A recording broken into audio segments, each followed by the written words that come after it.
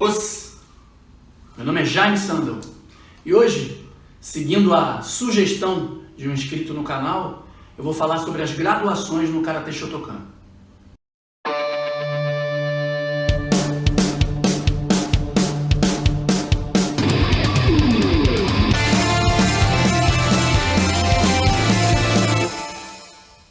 Esse é um assunto que gera muita polêmica, porque cada federação de Karatê Shotokan tem as suas regras e o seu sistema de graduação. Eu nem estou entrando aqui em outros estilos, tá? Falando do Karatê Shotokan.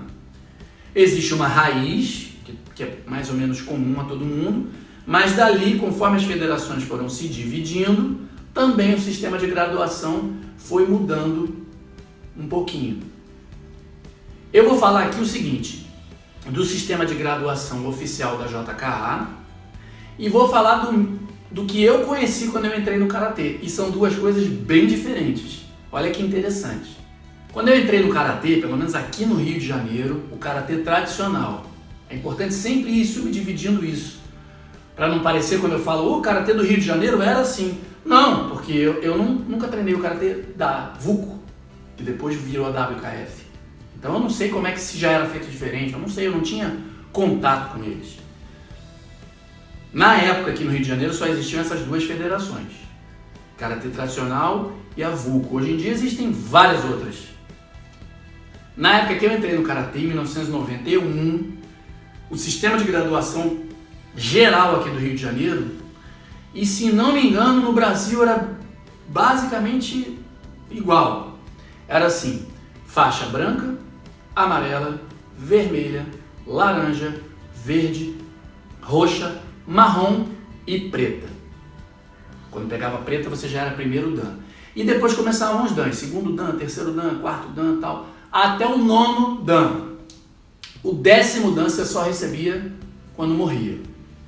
Se você fosse um grande mestre, depois de morto, você poderia receber o 10º dan póstumo. Quando eu entrei no Karatê era assim, foi assim que eu aprendi. E isso está muito enraizado dentro da minha cultura de exame de faixa de graduação, esse sistema de cores. E isso até acaba influenciando em como eu graduo meus alunos, eu vou falar disso daqui a pouquinho.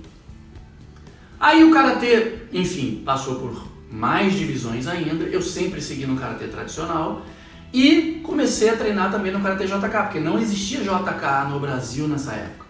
A JK do Brasil foi fundada em 1997.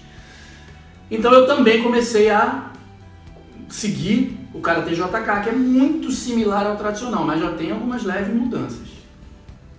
Como é que é o padrão da JK hoje, que é o padrão que eu sigo de graduação, o padrão da JK?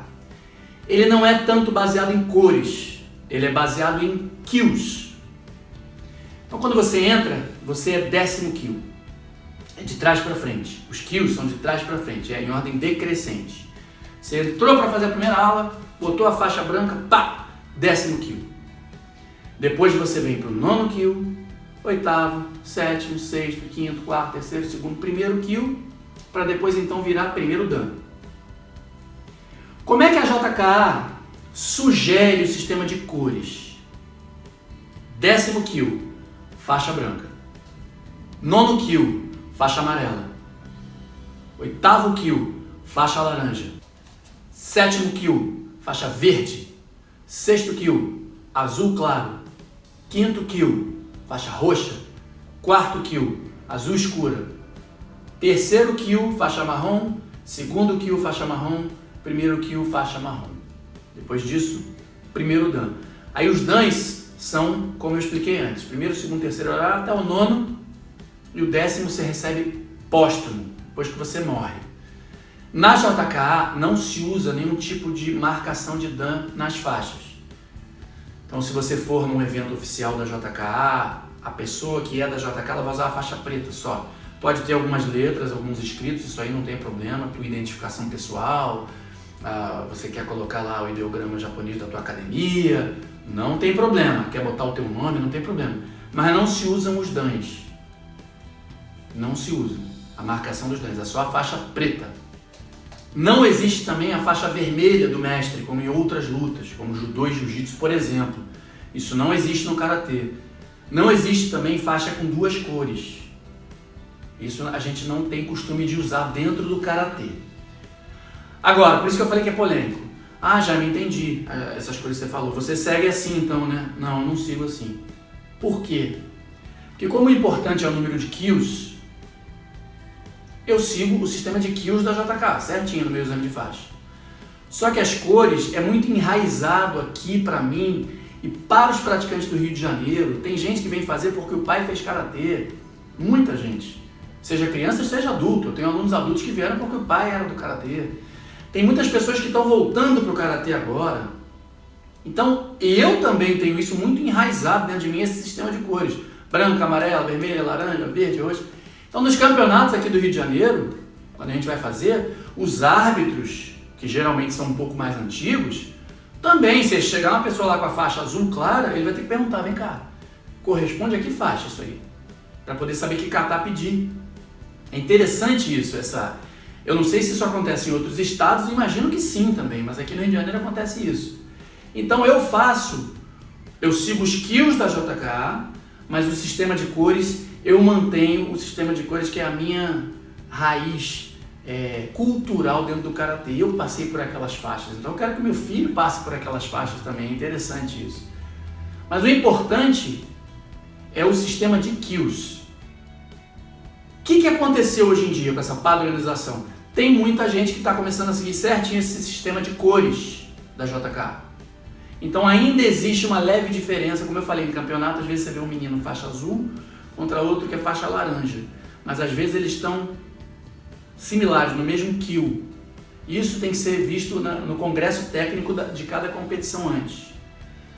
O importante é saber que esse sistema de kills ele tem uma progressão pedagógica, porque a JK é uma escola de karatê. Vou falar pela milésima vez, eu não estou aqui dizendo que é melhor ou pior do que nenhuma outra. Estou falando isso, mas eu estou dizendo o que ela é. Ela é uma escola de karatê. Ela não é uma entidade esportiva, apesar de ter campeonato. Então ela tem uma preocupação com a progressão pedagógica. Então, normalmente, um faixa branca que vai fazer o exame para o 9º kill, aí dependendo do professor ele pode pegar a faixa cinza. Eu utilizo a faixa cinza com crianças muito pequenininhas. Tem vários professores que usam a faixa cinza, por exemplo. O que tem que ser pedido no exame é o básico, não precisa das 4 defesas ainda, não precisa fazer o Renshoden inteiro ainda, existe uma progressão pedagógica. Agora repare, eu comecei falando que era muito polêmico, e é mesmo, eu tenho certeza que muita gente que está assistindo aqui vai falar assim, não, na minha academia não é assim não, na minha academia é de outro jeito. Eu nunca ouvi falar de faixa azul escura, o que é isso? Faixa azul clara? Isso aí tem no judô, nunca vi no karatê faixa cinza? Como assim? É um assunto polêmico. Mas se a gente levar em conta que o que importa é a progressão pedagógica, não tem tanta importância a cor da faixa, pode ser uma coisa cultural. Como eu falei, no Rio de Janeiro está muito enraizado.